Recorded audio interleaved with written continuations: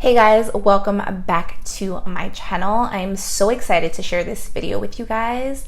So I wanted to do something a little bit different. This is going to be a chit chat style video. I'm going to be talking about a breakthrough moment of mine. I've partnered with Secret Clinical Strength Invisible Solid Deodorant to share this project with you guys. And I know a lot of you are thinking, how does deodorant correlate with a breakthrough moment? And the reason that it does is because we do have two types of sweat. One that is more environmental, which is if it's hot outside or if you're going to the gym, and the other one is triggered by your emotions, your nervousness, or if you are just in an uncomfortable situation. My transition into the beauty industry was one that was really nerve-wracking for me, and I'm going to tell you all about that. I'm going to share my entire story, but I'm going to try to keep it nice and compact because I don't want this video to be too long. But I feel like in order to get a full scope of kind of where my journey has taken me, I'm gonna start at the beginning. Now, Secret Clinical Strength Deodorant, if you guys did not know, I talked about it in my last video,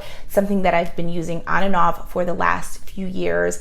I just think that it's an overall great product. It just offers faster, more effective protection when you have unexpected sweats. You just apply it once at the beginning of the day and it holds you down all day. This video isn't going to be focused too much around the makeup, but I am going to be doing like my everyday kind of very clean and polished look because this is something that I get asked for a lot on my channel, and I try to incorporate this look every once in a while because this one seems to be pretty popular when I just have just very natural makeup on. So that's what I'm going to be focusing on today.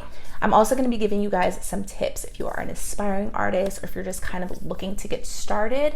Maybe you can take away some of these things and implement them to your own channel. So let's get started.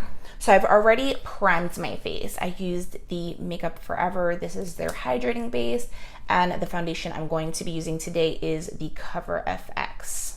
This is their new one. This is their Power Play foundation. I actually have not used this one, but I am excited.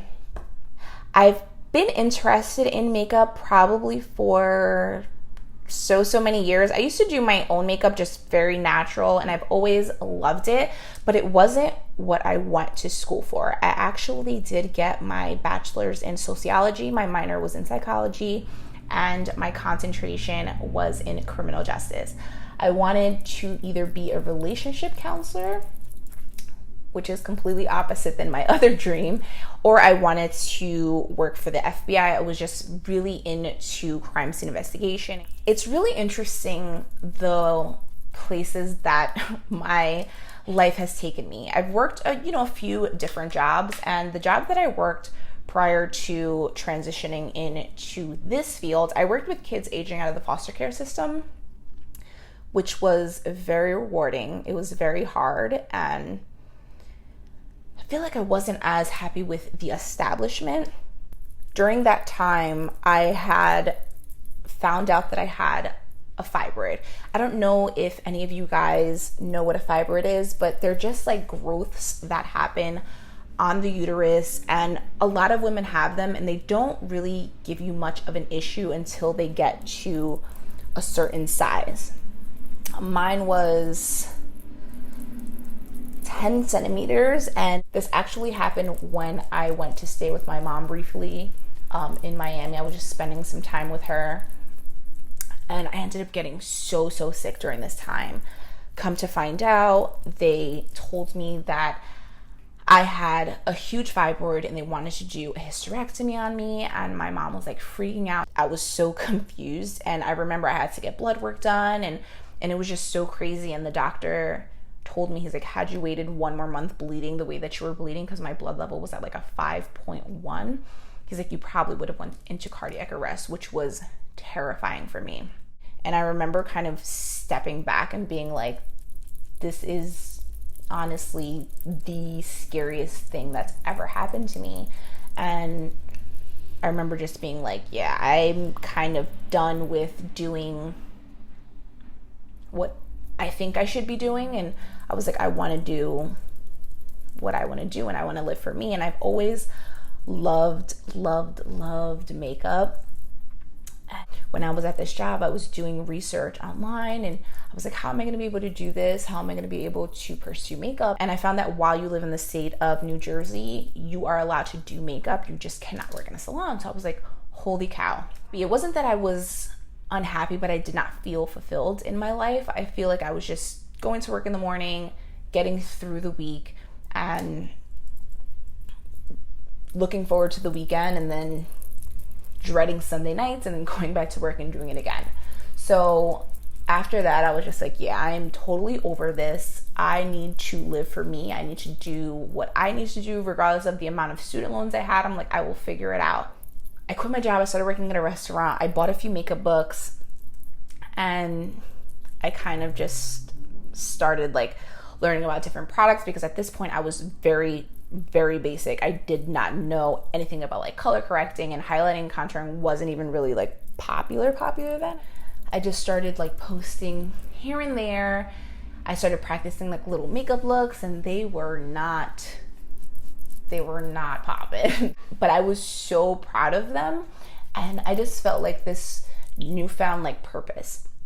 So I'm like, this is what I want to do. And I was doing like all these like crazy colors, and I was buying like all these like colorful palettes, because I don't know, I just really gravitated towards color. I started asking my friends who are very ethnically different, and they all look very different. They have different skin tones. I'm like, hey, can I practice on you? And you know, I was just trying to get some experience doing skin tones other than my own. I posted a few looks online, and this girl that I went to high school with, she reached out to me. She's like, hey, I see you do makeup. Can, you know, I hire you to do my bridal makeup? I had never done bridal before. At this point, I had only done a few of my homegirls while they were going out, birthdays, clubs, like, you know, just more like dramatic looks. So I actually printed out a contract online, typed in all of my information, because it was just like a default contract. I showed up to her house with like this tiny little train case. I had like no makeup. I had like 2 or 3 palettes, and I like just acted like I knew what I was doing. And she liked the makeup, and I was like, I was shook. She booked me for her like big day, which I felt the pressure. I was like, oh my God, these pictures are going to last forever. Like, why would this girl trust me to do her bridal makeup? Her wedding day comes and goes, and everything was great. It all worked out, and I posted her bridal look online, you know, just because it was something that I was proud of. And then like I got an email from another person who I had never met. She's like, hey, like I see you do bridal makeup, like can I book you for a trial? And I was like, what is happening? Like, it was so bizarre. Like, I hadn't even posted the look so that I would book other clients. I had just posted it because it was such an accomplishment for me, and it was something that I was so nervous about, and it turned out great. And then like someone else that I had never met wanted to book me for a trial, so I was like, sure, of course. So I booked her trial, and then for the next like year I was doing clients. So I was taking clients, and I was also working at that restaurant. Now I'm using the Flawless Fusion by Mercier. By this point I was doing makeup on the weekends, and I was trying to book trials during the week, but I was still working at the restaurant. I was there probably about 2 years. So I was taking clients and working probably the last like year and a half while I was there. So like in my old apartment, I turned my closet, which was legit like a box, into my little like work studio. So I would get home from work, I would go into my little closet, and I would do like 2 or 3 looks. This was at the time where Instagram, you can just do, you know, your eye looks. So I was doing like a lot of like different eyes. So I was doing like 2 or 3 in one day so that I had content for the next few days, because I was still working a lot and taking clients. And at this time I was doing everything myself. So I would have to go like replenish my kit, and I was still washing all of my brushes, and then doing the contracts and doing all of that was just a lot. But I wanted this. I was always super exhausted, but it did not feel like work. For me, the restaurant part did feel like work, but I had makeup to come home to, you know, I had my emails to come home to, and knowing that you know, I had people that wanted to book me for trials. So I just kept doing that and posting more bridal looks and just getting more work. I started kind of noticing that people were more interested in what I was doing to my face. And I was like, okay, maybe I'll try YouTube. I'd never done YouTube before. I remember when Instagram videos started, and I was like, I don't know how to do videos, but I feel like this is going to be the next big thing. And I'm gonna add this to my page. And that was something that was like major, because not a lot of people at the time were doing videos, and this is when repost pages were really popular. So I was getting like reposts from that, and it was so crazy. I started noticing the likes changing, and I was like, oh my God. And then I started getting really nervous. I'm like, there's people that are actually following me. I started to put a little bit more pressure on myself. I'm like, I can't just like post whatever. So after I had like this really nice momentum going with clients, and I was like working on my Instagram and deciding I wanted to do YouTube, I like reached the point that I was like, okay, I think I'm gonna like try to do this full time. I never expected it to get to the point that it got to. It was just something that I was doing for fun. And I think that that's something that's really important, is not doing it with the expectation of becoming like a mega star or a celebrity makeup artist. Like honestly, just doing it because you enjoy doing it. I think that that's something that's so important. After I was doing it probably maybe like a year and a half, almost 2 years, I was just like, okay, I think that I'm going to give my job notice, which is where kind of my second breakthrough moment came in. The first one was when I decided that I was no longer going to either work for an establishment that didn't make me happy, or I wasn't going to invest so much of my time and energy, because the type of personality that I have, which is a good and a bad thing, is I am a perfectionist. At the end of the day, like nothing's perfect, no one's perfect, but I feel like I do put a lot of pressure on myself, but I feel like that kind of keeps me, I don't know, it like works for me. So I quit my job and I dove headfirst into like Instagram and YouTube, and I was really like, this is it. You know what I mean? I'm gonna do it. And I started like pumping out videos and like pumping out like content. I started just, you know, connecting with people and like connecting with brands, and then after probably about a year of taking clients, like things just got really busy, and brands started reaching out and like offering deals, which was mind-boggling to me. And I know that I have a significant amount of followers, but I feel like it just like happened. And when people are like, what's next? Like, what's the next 5 years look like? I always say like, I didn't even expect it to get here. And I'm just like so grateful like every single day. Like, although obviously social media is super hard, there's not a day that goes by that I don't truly appreciate my life. And you know, all of you guys that are here and that always show so much support and so much love for me. Sometimes I think like, I wish I would have started this earlier. I wish I would have started in high school. But I'm like, no, like it happened when it happened for a reason. I've just gotten so many like amazing opportunities. I remember when I was in Sephora, you know, on a gondola with Tarte. I legit cried like the first time I saw it, because someone sent me a picture of it before I actually saw it, and I was just like so completely blown away. Just sitting with what you've accomplished, no matter how small it is, you know, even if it's getting reposted by one of your favorite brands, like you have to cheer yourself on. So after about a year of just taking clients and being like my own boss, which is, you know, something that I've always aspired to do, but I just never really knew how I was gonna get there. But I feel like a lot of the jobs that I just wanted to impact people and, you know, to do things working through establishments that were already set up. And once I started doing this, I was like, I really love doing this. I love being able to have like creative control and to be able to express myself through my artistry.